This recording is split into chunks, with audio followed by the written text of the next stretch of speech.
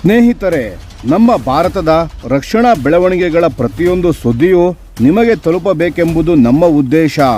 ನಿಮ್ಮ ಒಂದು ಸಬ್ಸ್ಕ್ರೈಬ್ ನಮಗೆ ದೊಡ್ಡ ಪ್ರೋತ್ಸಾಹ. ದಯವಿಟ್ಟು ಸಬ್ಸ್ಕ್ರೈಬ್ ಮಾಡುವುದರ ಮೂಲಕ ಪ್ರೋತ್ಸಾಹ ನೀಡಿ ಎಂದು ನಿಮ್ಮಲ್ಲಿ ಕೇಳಿಕೊಳ್ಳುತ್ತೇವೆ. ನಮಸ್ಕಾರ ಗೆಳೆಯರೇ, ದೇಶ ಪ್ರೇಮಿಗಳೇ, ನಮ್ಮ ಕನ್ನಡ ಡಿಫೆನ್ಸ್ ನ್ಯೂಸ್ ಯೂಟ್ಯೂಬ್ ಚಾನಲ್ಗೆ ಸ್ವಾಗತ ನಿಮಗೆ.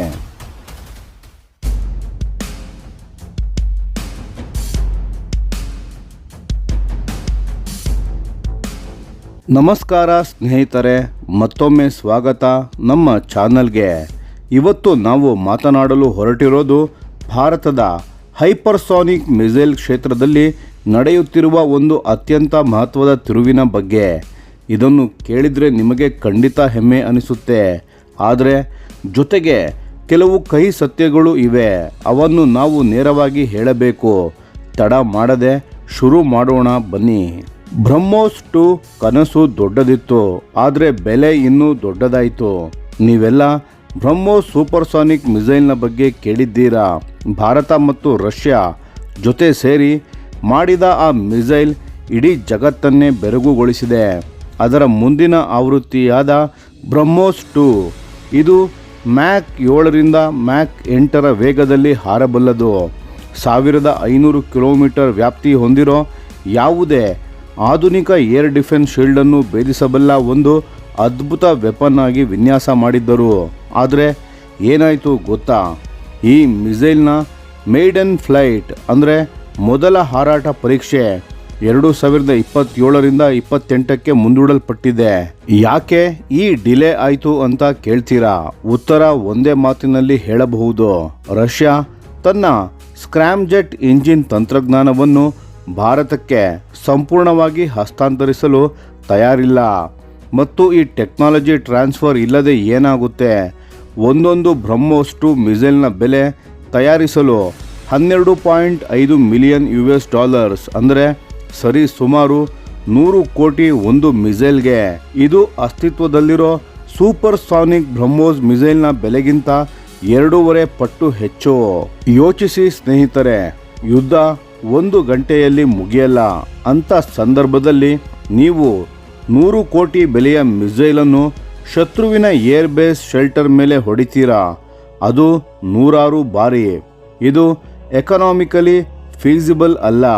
ಇದು ಎಂಥ ಶ್ರೀಮಂತ ದೇಶಕ್ಕೂ ಸಾಧ್ಯ ಆಗಲ್ಲ. ಬ್ರಹ್ಮೋಸ್ 2 ಒಂದು ರಣತಂತ್ರದ ದೃಷ್ಟಿಕೋನದಿಂದ ನೋಡಿದರೆ ಇನ್ನೂ ಮೌಲ್ಯಯುತ, ಆದರೆ ಭಾರಿ ಅತ್ಯಂತ ಮಹತ್ವದ ಉನ್ನತ ಮೌಲ್ಯದ ಏಕಾಂಗಿ ಟಾರ್ಗೆಟ್ಸ್ಗಳ ಮೇಲೆ ಮಾತ್ರ. ದಿನನಿತ್ಯದ ಯುದ್ಧ ಕಾರ್ಯಾಚರಣೆಗಳಿಗೆ ಇದು ಉಪಯೋಗಿಸಲು ಆಗಲ್ಲ. ಆಪರೇಷನ್ ಸಿಂಧೂರ್ ಹೇಳಿದ ಪಾಠ. ಇಲ್ಲಿ ನಾವು ಒಂದು ನೈಜ ಉದಾಹರಣೆಯನ್ನು ನೋಡಬೇಕು ಸ್ನೇಹಿತರೆ. ಮೇ 2025ರಲ್ಲಿ ನಡೆದ ಅಂದರೆ ಆಪರೇಷನ್ ಸಿಂಧೂರ್ ಭಾರತ ಮತ್ತು ಪಾಕಿಸ್ತಾನದ ನಡುವಿನ ಗಡಿ ಕಾರ್ಯಾಚರಣೆಗಳಲ್ಲಿ ಒಂದು ಅತ್ಯಂತ ಮಹತ್ವದ ಸತ್ಯ ಬಯಲಾಯಿತು. ಪಾಕಿಸ್ತಾನ್ ಏರ್ಫೋರ್ಸ್ ಬಳಿ ಚೀನಾ ತಯಾರಿಸಿದ HQ-9 surface to air missile battery ಇದೆ. ಇದು ಅವರ ಹೆಗ್ಗಳಿಕೆಯ ಆಯುಧ. ಆದರೆ ಭಾರತದ ರ್ಯಾಂಪೇಜ್ ರಾಕೆಟ್ಸ್ ಮತ್ತು ಸ್ಕಾಲ್ಪ್ EG ಕ್ರೂಸ್ ಮಿಸೈಲ್ಸ್ ಇವು ಅಷ್ಟೇನೂ ಕ್ರಾಂತಿಕಾರಿ ಅಲ್ಲ, ಆದರೆ ಬೆಲೆಯಲ್ಲಿ ಸಮಂಜಸ. ಈ HQ-9 ರಕ್ಷಣಾ ಕವಚವನ್ನು ಸಲೀಸಾಗಿ ಭೇದಿಸಿದವು. ಹೇಗೆ? ಲೋ ಆಲ್ಟಿಟ್ಯೂಡ್ ಫ್ಲೈಟ್ ಪ್ಯಾತ್ಸ್ನ ಮೂಲಕ, ಅಂದರೆ ರೆಡಾರ್ನ ಕೆಳಗೆ ತೂರಿ ಹೋಗಿ ಎಲೆಕ್ಟ್ರಾನಿಕ್ ವಾರ್ಫೇರ್ ಬಳಸಿ ಶತ್ರುವಿನ ರೆಡಾರ್ಗಳನ್ನು ಗೊಂದಲಕ್ಕೆ ತಳ್ಳಿ ಸ್ಟೆಲ್ತ್ ಪ್ರೊಫೈಲನ್ನು ಬಳಸಿ. ಇದರ ಅರ್ಥ ಏನು ಸ್ನೇಹಿತರೆ? ಇದರ ಅರ್ಥ ತುಂಬ ಸ್ಪಷ್ಟ. ಅತ್ಯಂತ ಆಧುನಿಕ ವಾಯು ರಕ್ಷಣಾ ವ್ಯವಸ್ಥೆಗಳು ಕೂಡ ವೇಗವಾಗಿ ಕಡಿಮೆ ಎತ್ತರದಲ್ಲಿ ಹಾರಾಡುವ ಥ್ರೆಟ್ಸ್ಗಳನ್ನು ತಡೆಯಲು ಸಾಧ್ಯವಾಗುವುದಿಲ್ಲ. ಹಾಗಾದರೆ ಅದೇ ಕಡಿಮೆ ರೆಡಾರ್ ಸಿಗ್ನೇಚರ್ ಸಾಮರ್ಥ್ಯದ ಜೊತೆಗೆ ಹೈಪರ್ಸಾನಿಕ್ ವೇಗವನ್ನು ಸೇರಿಸಿದರೆ ಅದು ಯಾವ ಶತ್ರುವಿಗೂ ತಡೆಯಲಾಗದ ಅಸ್ತ್ರ ಆಗುತ್ತೆ. ಮತ್ತು ಈ ಅಸ್ತ್ರ ಸಾಲು ಸಾಲು ಬಂದರೆ ಅದರ ಮೇಲೆ ಯಾವ ಮಿಸೈಲ್ ಡಿಫೆನ್ಸ್ ಸಿಸ್ಟಮ್ ಕೂಡ ಹಿಡಿತ ಕಳೆದುಕೊಳ್ಳುತ್ತದೆ. DRDO ಮತ್ತು ಪ್ರಾಜೆಕ್ಟ್ ವಿಷ್ಣು ಭಾರತದ ಸ್ವಂತ ಹಾದಿ. ಇದನ್ನೇ ಅರ್ಥ ಮಾಡಿಕೊಂಡ ಭಾರತ ಈಗ ಒಂದು ನಿರ್ಣಾಯಕ ಹೆಜ್ಜೆಯನ್ನು ಇಟ್ಟಿದೆ. ದುಬಾರಿ ವಿದೇಶಿ ಜಾಯಿಂಟ್ ಪ್ರಾಜೆಕ್ಟ್ಸ್ಗಳ ಮೇಲೆ ಅವಲಂಬಿತರಾಗುವ ಬದಲು ನಮ್ಮದೇ ಟೆಕ್ನಾಲಜಿ ನಾವೇ ಬೆಳೆಸೋಣ. DRDO ಈಗ ಪ್ರಾಜೆಕ್ಟ್ ವಿಷ್ಣು ಅಡಿಯಲ್ಲಿ ಸಂಪೂರ್ಣ ಸ್ವದೇಶಿ ಹೈಪರ್ಸಾನಿಕ್ ಮಿಸೈಲ್ ಕಾರ್ಯಕ್ರಮವನ್ನು ನಡೆಸುತ್ತಿದೆ. ಅದರ ಮುಂಚೂಣಿಯಲ್ಲಿ ಇರೋದೇ ET-LD-HCM ಅಂದರೆ extended trajectory long duration hypersonic cruise missile ಅಂತ. ಇದು ನಮ್ಮ HSTDV hypersonic technology demonstrator vehicle ಯಶಸ್ವಿ ಪರೀಕ್ಷಾ ಹಾರಾಟಗಳ ಮೇಲೆ ನಿಂತಿರೋ ಪ್ರಾಜೆಕ್ಟ್. ನೀವು ಅದನ್ನು ನೋಡಿದ್ದೀರಾ. DRDO ಆ ಪರೀಕ್ಷೆ ನಡೆಸಿ ಭಾರತ ಹೈಪರ್ಸಾನಿಕ್ ಕ್ಷೇತ್ರದಲ್ಲಿ ಸಾಮರ್ಥ್ಯ ಸಾಧಿಸಿದೆ ಎಂದು ಸಾಬೀತು ಮಾಡಿತು. +1, +2 and counting off. Particle taken off. Page down confirmed.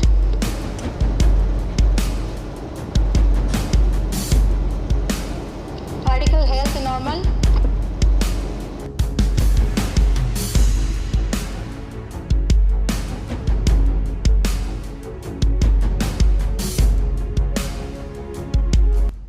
ಈ ಹೊಸ ಮಿಸೈಲ್ನ ವಿಶೇಷತೆ ಏನು ಅಂತ ನೋಡಿ.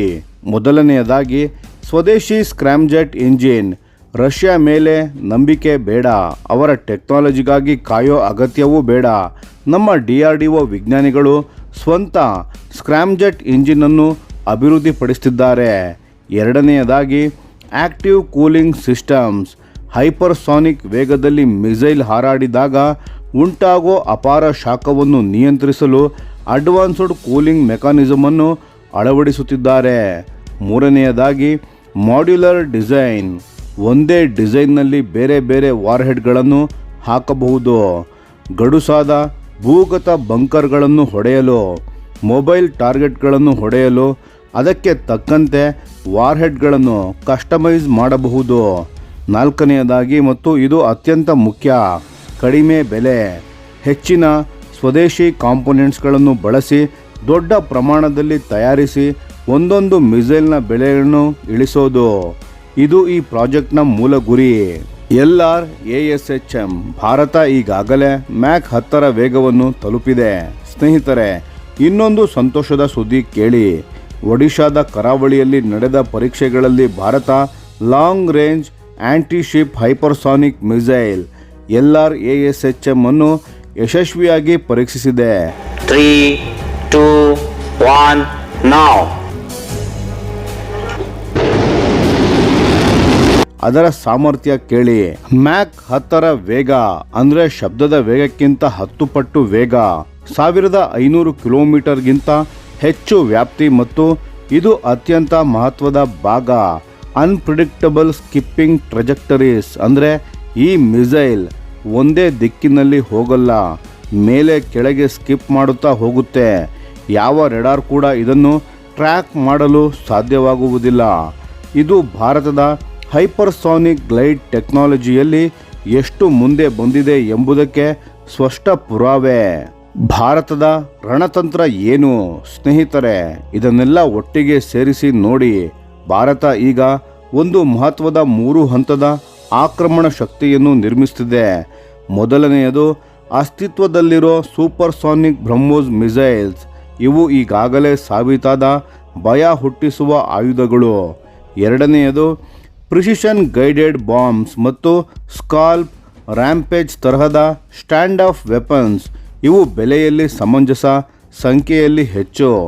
ಮೂರನೆಯದು ಈಗ ಬರ್ತಿರೋ ಈ ಸ್ವದೇಶಿ ಹೈಪರ್ಸಾನಿಕ್ ಮಿಸೈಲ್ಸ್.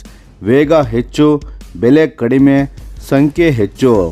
ಈ 3 ಸೇರಿದರೆ ಯಾವ ಶತ್ರು ದೇಶ ಕೂಡ ತನ್ನ ಮಿಸೈಲ್ ಡಿಫೆನ್ಸ್ ಸಿಸ್ಟಮ್ನ ಮೂಲಕ ಎಲ್ಲವನ್ನೂ ತಡೆಯಲು ಸಾಧ್ಯ ಆಗಲ್ಲ. ಯಾಕೆಂದರೆ ಆಧುನಿಕ ವಾರ್ಫೇರ್ನಲ್ಲಿ ಗೆಲ್ಲುವವನು ಯಾರು ಅಂದರೆ ಒಂದು ದೊಡ್ಡ ಪ್ರಬಲ ಮಿಸೈಲ್ ಇರುವವನು ಅಲ್ಲ, ಬದಲಿಗೆ ಸತತವಾಗಿ ದಿನಗಟ್ಟಲೆ ಹೆಚ್ಚಿನ ಸಂಖ್ಯೆಯಲ್ಲಿ ಹೊಡೆಯಬಲ್ಲ ಶಕ್ತಿ ಇರುವವನು. ಸ್ನೇಹಿತರೆ, ಇದು ಬರೀ ಮಿಸೈಲ್ಸ್ ಮತ್ತು ತಂತ್ರಜ್ಞಾನದ ಕತೆ ಅಲ್ಲ. ಇದು ಭಾರತ ತನ್ನ ರಕ್ಷಣಾ ನೀತಿಯಲ್ಲಿ ಮಾಡ್ತಿರೋ ಒಂದು ಐತಿಹಾಸಿಕ ಬದಲಾವಣೆಯ ಕತೆ. ಹಿಂದೆ ನಾವು ವಿದೇಶದ ಬಾಗಿಲುಗಳನ್ನು ತಟ್ಟಿ ಟೆಕ್ನಾಲಜಿಯನ್ನು ಕೇಳ್ತಿದ್ದೆವು, ಅವರು ಕೊಟ್ಟಷ್ಟು ತಗೊಂಡು ತೃಪ್ತಿ ಪಡ್ತಿದ್ದೆವು. ಆದರೆ ಇಂದು DRDOದ ವಿಜ್ಞಾನಿಗಳು ಸ್ಕ್ರಾಮ್ಜೆಟ್ ಎಂಜಿನ್ಸ್ಗಳನ್ನು ಅಭಿವೃದ್ಧಿಪಡಿಸುತ್ತಿದ್ದಾರೆ. ಭಾರತ ಮ್ಯಾಕ್ 10 ಮಿಸೈಲ್ಗಳನ್ನು ಪರೀಕ್ಷಿಸುತ್ತಿದೆ. ನಾವು ನಮ್ಮ ಸ್ವಂತ ಬಲದ ಮೇಲೆ ನಿಲ್ಲುತ್ತಿದ್ದೇವೆ. ಇದೇ ನಿಜವಾದ ಆತ್ಮನಿರ್ಭರ ಭಾರತ. ಇದೇ ನಿಜವಾದ ಮೇಕ್ ಇನ್ ಇಂಡಿಯಾ. ಶತ್ರುಗಳೇ, ಲೆಕ್ಕ ಹಾಕಿಕೊಳ್ಳಿ. ಭಾರತ ಕಾಯುತ್ತಿಲ್ಲ, ಭಾರತ ಒಡಿತಿದೆ.